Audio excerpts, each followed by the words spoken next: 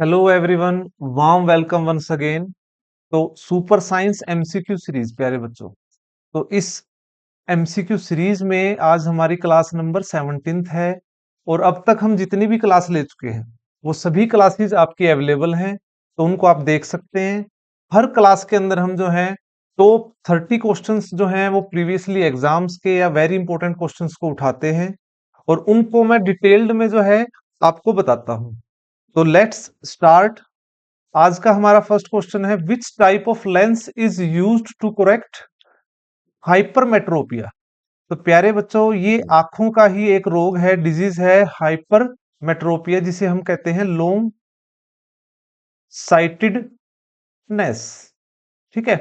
तो ये जो है, इसको ठीक करने के लिए हम किस लेंस को यूज करते हैं, ये आपके लिए इंपॉर्टेंट क्वेश्चन है। तो लॉन्ग साइटेडनेस में क्या होता है कि हमें दूर का तो बिल्कुल सही दिखाई देगा, ठीक है, लेकिन पास का जो है वो हमें क्लियर नहीं दिखाई देगा, विजिबिलिटी क्या रहेगी, कम। और ये एज के साथ जो है ये वाला जो है इफेक्ट या डिफेक्ट जो है ये आता है। तो इसमें जो है हम किस लेंस को यूज करेंगे, तो सबसे पहले तो आप ये देखिए कि किस प्रकार से कि इसमें क्या रहेगा। कोई जो नियर बाय ऑब्जेक्ट है, हम जो नियरेस्ट पॉइंट देख सकते हैं उसकी दूरी होती है 25 सेंटीमीटर प्यारे बच्चों। ठीक है। तो 25 सेंटीमीटर से अगर कम डिस्टेंस होगा तो उसे हम नहीं देख पाएंगे। तो जो मिनिमम नियरेस्ट पॉइंट है वो है 25 सेंटीमीटर। तो इस डिफेक्ट में क्या रहता है कि जो हमारा नियर पॉइंट है 25 मीटर सेंटीमीटर, अगर यहां पर कोई ऑब्जेक्ट होगा तो उसकी इमेज जो है वो रेटिना के पीछे बनती है, जिसके कारण जो वो इमेज है वो क्या रहेगी, ब्लर रहेगी। ठीक है, अक्षर जो है हमें धुंधले दिखाई देंगे। तो और जो है, जो दूर का ऑब्जेक्ट है उसमें कोई इशू नहीं है, दूर अगर ऑब्जेक्ट रखा है तो इमेज कहाँ बन रही है, हमारी रेटिना पे। ठीक है। तो इसके लिए हम क्या करते हैं, कन्वेक्स लेंस को यूज करते हैं। अब डायग्राम में भी देख पा रहे हैं, कन्वेक्स लेंस को जब हम यूज करेंगे तो हमारा जो इमेज है वो कहाँ आएगा, हमारा बिल्कुल एग्जैक्ट रेटिना के ऊपर आता है। तो इसलिए जो है हम इस डिफेक्ट को ठीक करने के लिए कन्वेक्स लेंस को यूज करते हैं, और बहुत ही इंपॉर्टेंट क्वेश्चन है प्यारे बच्चे। ठीक है। और इसका एक अपोजिट है, वो क्या है उसको भी मैं बताता हूं। वो डिफेक्ट होता है माइओपिया। ठीक है, उसको हम कहते हैं शॉर्ट साइटेडनेस। ठीक है। तो इसमें क्या रहेगा, पास का बिल्कुल सही दिखाई देता है, इमेज सही बनेगी, दूर का जो है वो हमें कम दिखाई देगा। तो मायोपिया के अंदर हम क्या यूज करते हैं, कन्वेक्स लेंस को यूज करते हैं। तो ये दोनों ही क्वेश्चन आपको याद रखने हैं, एग्जाम पॉइंट ऑफ व्यू से very very important. So next question, which metal is stored in kerosene oil. तो मिट्टी के तेल में किस मेटल को रखा जाता है, अगेन इंपॉर्टेंट क्वेश्चन। तो मिट्टी के तेल में हम रखते हैं सोडियम को, पोटाशियम को। तो ये आपको ध्यान रखना है, क्योंकि ये हाईली रिएक्टिव मेटल हैं, highly reactive metals. Highly reactive metals हैं, अगर हम इनको नॉर्मली भी अगर छोड़ेंगे एयर में तो ये रिएक्ट करना स्टार्ट कर देगी, अगर इनको हम पानी में फेंकेंगे तो ब्लास्ट कर देंगे। तो these metals are highly reactive. इनके सिंबल से भी आपको याद रखना है, कई बार नाम ना देकर सिंबल दे सकता है। पोटाशियम का के होता है सिंबल, सोडियम का क्या होता है, Na। तो इन मेटल्स को हम केरोसिन ऑयल में रखते हैं ताकि ये रिएक्ट ना करें। तो option A is the right answer. Next आ जाते हैं, the unit of frequency. Frequency, आवृत्ति की इकाई क्या है, यूनिट क्या होगी फ्रीक्वेंसी की। तो फ्रीक्वेंसी के लिए यूज करते हैं हैजर्ड, हर्ट्स, सॉरी, हर्ट्स जो है ऑप्शन बी क्या रहेगा, राइट आंसर रहेगा। और ये जो है, ये साइंटिस्ट थे हेनरिक हर्ट्स।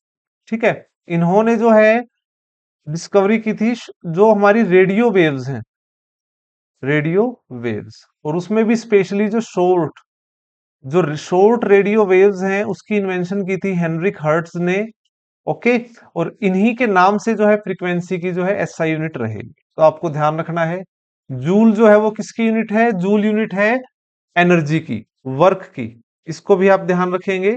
और वॉट जो है वो किसकी है, पावर की, एम्पियर है करंट के लिए। तो इस क्वेश्चन के लिए option B will be the right answer. Which is a noble gas. इन चार ऑप्शनों में से आपको बताना है कि नोबल गैस कौन सी है। तो आपको इसके लिए नोबल गैस जो है पहले तो नोबल गैस या इनर्ट गैस क्या होती हैं? तो प्यारे बच्चों, जो एलिमेंट्स स्टेबल हैं, जो किसी से भी रिएक्ट नहीं करेंगे, वो सभी क्या है? नोबल गैसेस, इनर्ट गैस, उत्कृष्ट गैसेस इनको हम कहेंगे। ठीक है, कौन कौन सी हैं इनको आप एक ट्रिक से याद रखेंगे। हे, नीरज, आओ, करें एक्स रे। तो ये आपकी 6 एलिमेंट्स जो है ये नोबल गैस में आते हैं। हे से है आपका हीलियम, नीरज से आपको ध्यान रखना है नियोन, आओ से आर्गन, करें से क्रिप्टोन, क्रिप्टोन, क्रिप्टोन। ठीक है, एक्स से है जीनोन, रे से है रेडोन। तो ये 6 जो हैं ये नोबल गैसेस हैं। आपसे नंबर ऑफ टाइम एग्जाम में पूछा जाता है, तो इसको आप ध्यान रखेंगे। तो ये नोबल गैसेस हैं। और यहां इन चार ऑप्शनों में से कौन सी है? ऑप्शन सी क्या रहेगा आपका राइट आंसर। तो आर्गन जो है वो क्या है? Noble gas. तो ये 6 की 6 आपको याद रखनी है। इनके सिंबल एग्जाम में सिंबल दे देता है आजकल नाम ना देके, तो इसको भी आप ध्यान रखेंगे। आर्गन, क्रिप्टॉन, जीनोन और रेडोन। ठीक है, रेडोन का क्या रहेगा सिंबल? Are N. तो ये चीज आपको ध्यान रखनी है। और ऑप्शन सी क्या है आपका राइट आंसर है। नेक्स्ट आते हैं, the metal present in haemoglobin. Haemoglobin हमारे आरबीसी के अंदर होता है। किसमें होगा? आरबीसी के अंदर। ब्लड के अंदर जो है, जो आरबीसी हैं उनके अंदर हमारा हीमोग्लोबिन होता है। और हीमोग्लोबिन बनता है हीमो प्लस ग्लोब्यूलिन प्रोटीन से। तो मेटल कौन सी है? तो हीमो जो बनता है ये आयरन से बनेगा प्यारे बच्चे। Option C will be your right answer.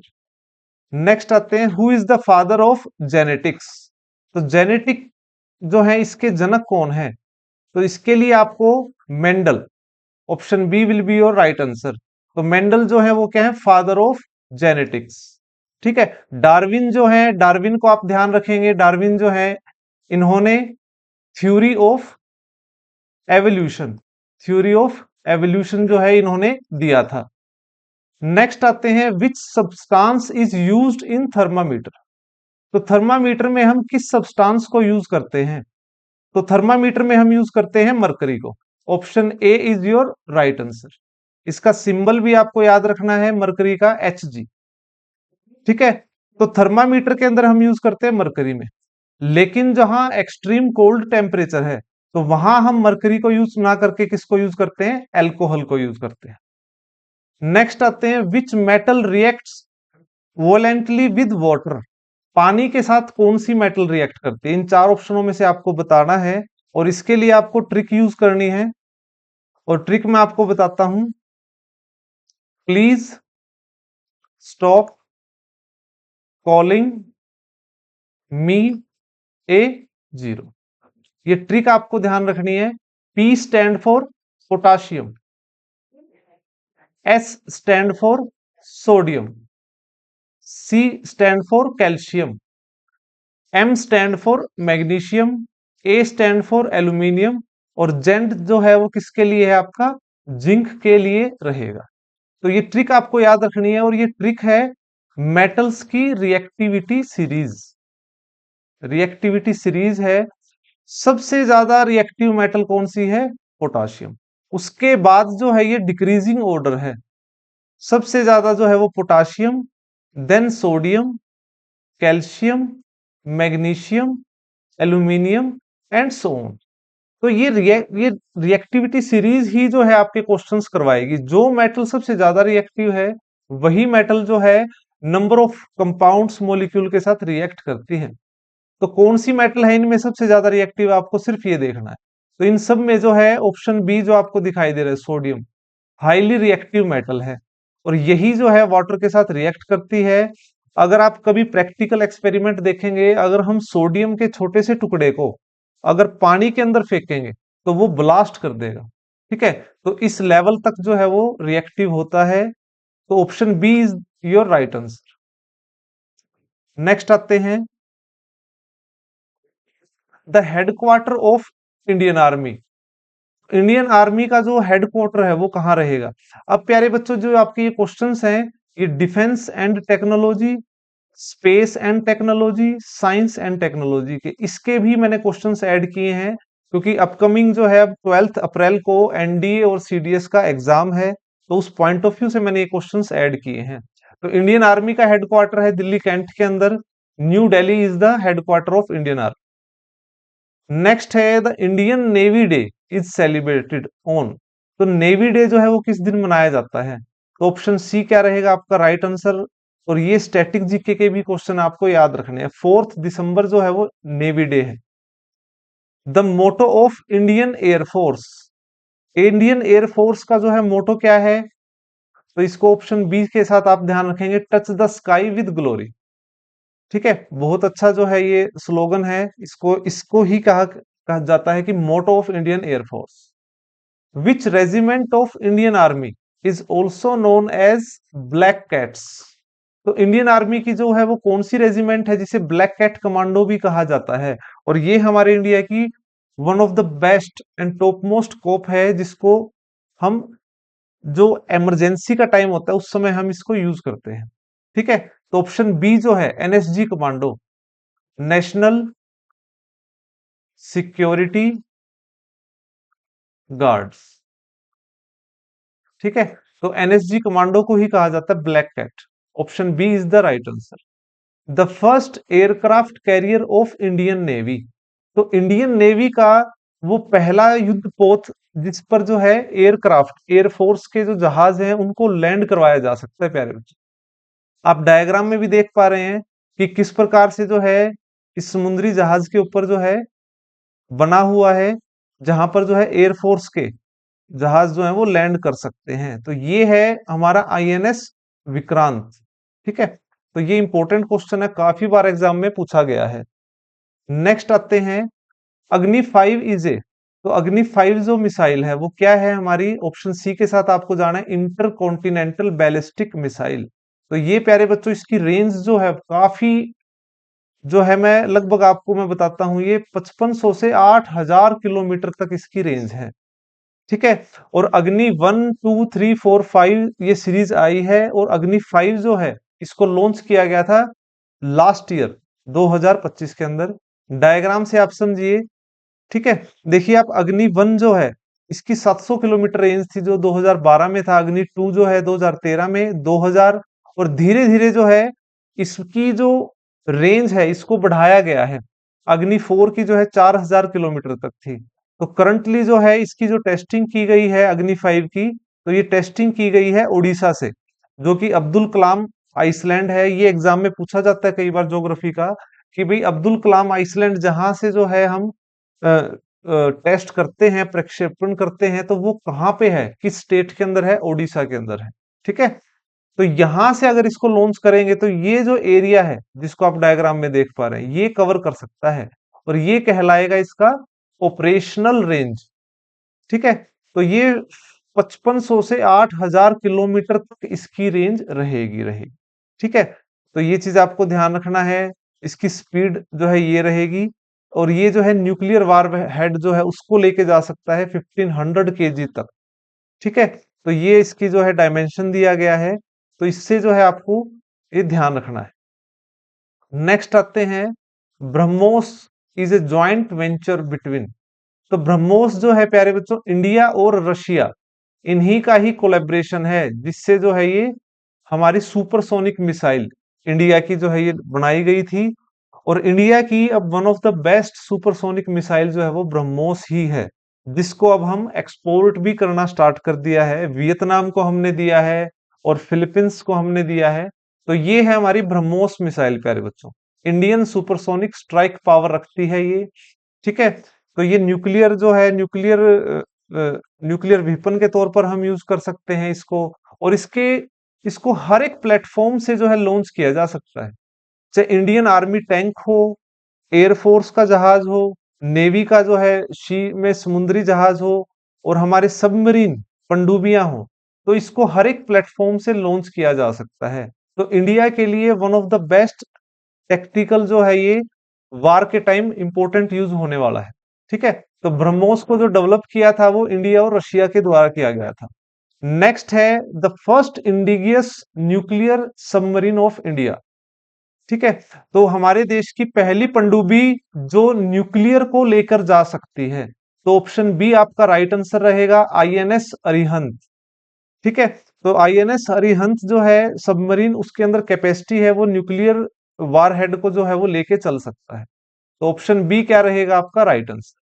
ठीक है, ये डायग्राम में भी आपको दिखाई दे रहा है कि ये जो है ना सी के सरफेस से 2 से 4 किलोमीटर ऊपर तक जाकर। ठीक है, तो इस चीज को आप ध्यान रखेंगे। नेक्स्ट है आकाश। आकाश जो है वो हमारा सरफेस टू एयर मिसाइल है प्यारे बच्चों। ठीक है, तो इसको हम किसी भी जो है इंडियन आर्मी के उससे जो है हम लॉन्च कर सकते हैं। 25 किलोमीटर तक इसकी रेंज रहेगी। इसकी स्पीड जो है मैक 2.5 स्पीड है। ठीक है, जिसको डिटेल में हम आगे बात करेंगे। नाग जो है, नाग मिसाइल जो है ये एंटी टैंक मिसाइल है। एंटी टैंक ऑपरेशन में इसको यूज किया जाता है।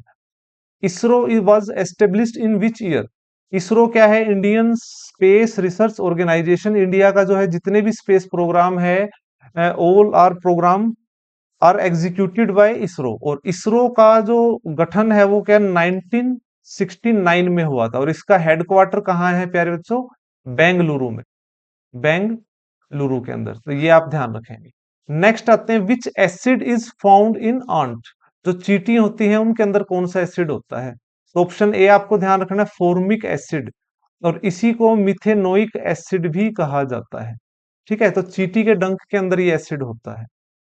Which was India's first mission to moon, sorry Mars. तो मंगल पर इंडिया का जो पहला मिशन था वो कौन सा था।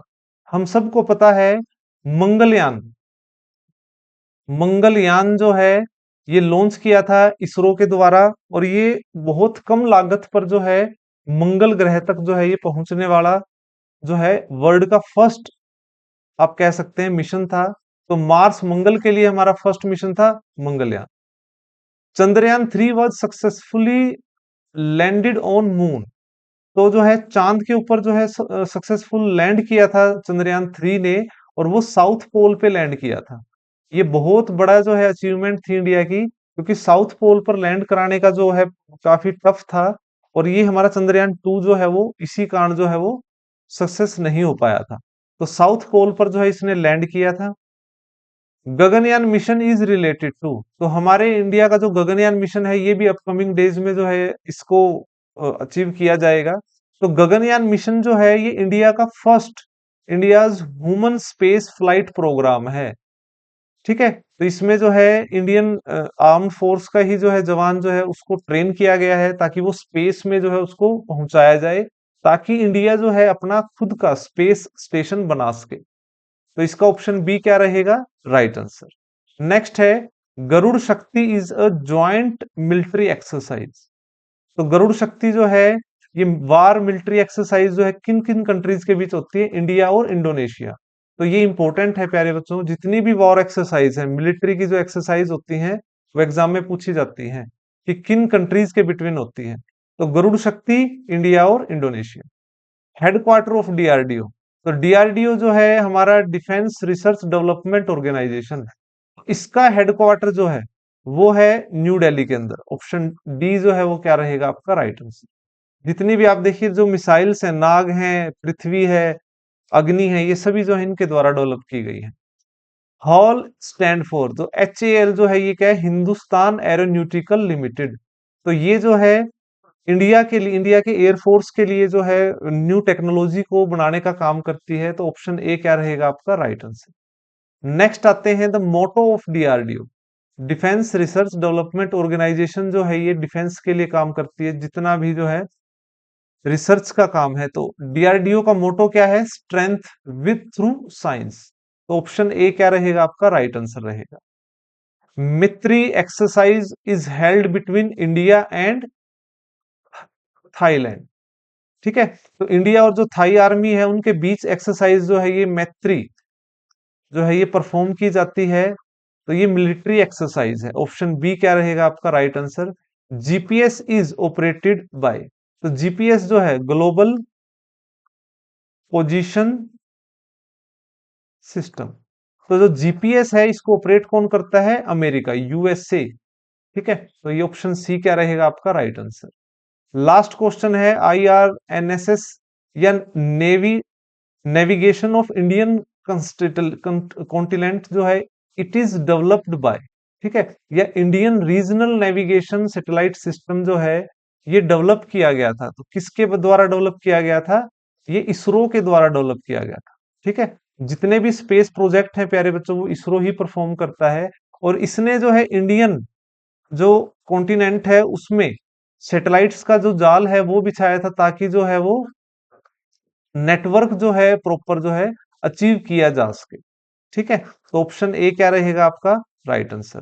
तो ये हमारे टॉप 30 क्वेश्चंस जो है ये भी कंप्लीट होते हैं। नेक्स्ट फिर हम मिलेंगे। कोई डाउट है आप कमेंट सेक्शन में जरूर बताना।